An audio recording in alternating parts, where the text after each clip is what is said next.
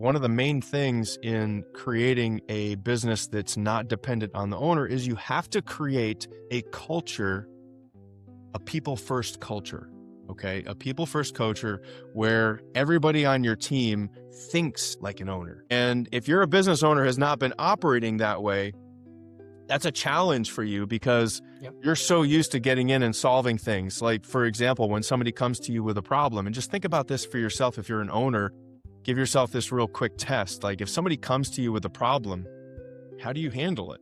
Do you just solve the problem for them? Or do you have a mandate in your company, a rule that says, you don't come to me with a problem unless you have at least two options and really thought about what you think you should do as a solution. Like, you don't come to me with a problem. You come to me with a problem, I'm going to kick you out of here. Like, forget it, leave. You need to come to me with a problem and at least two recommended solutions. And ultimately, if you were in my seat, what would you do? Now, then you start training your people to think like owners. But even beyond that, when it comes to people creating a people first organization, there's a number of things that we need to have in place.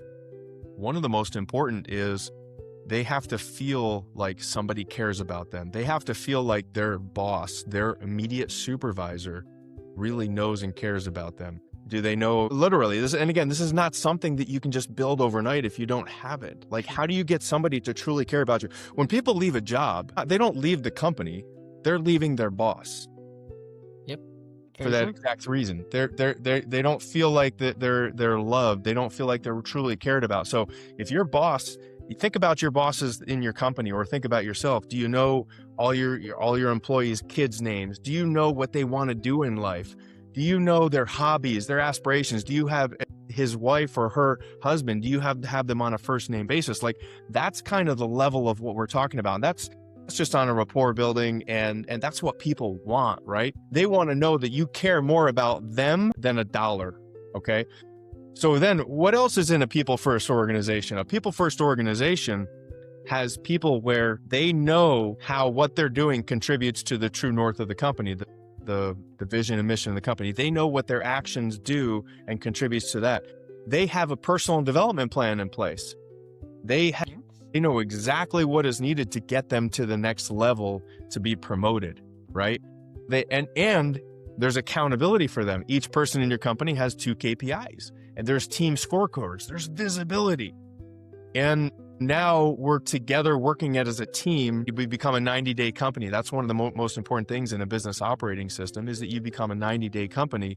You meet once every 90 days and you outline a goal and a strategic plan for how to achieve that. And from that, there's accountability, not only from a company standpoint, but now we go down to a division company standpoint. There's a KPI for sales, there's a KPI for marketing, there's a KPI for operations, there's a KPI for accounting.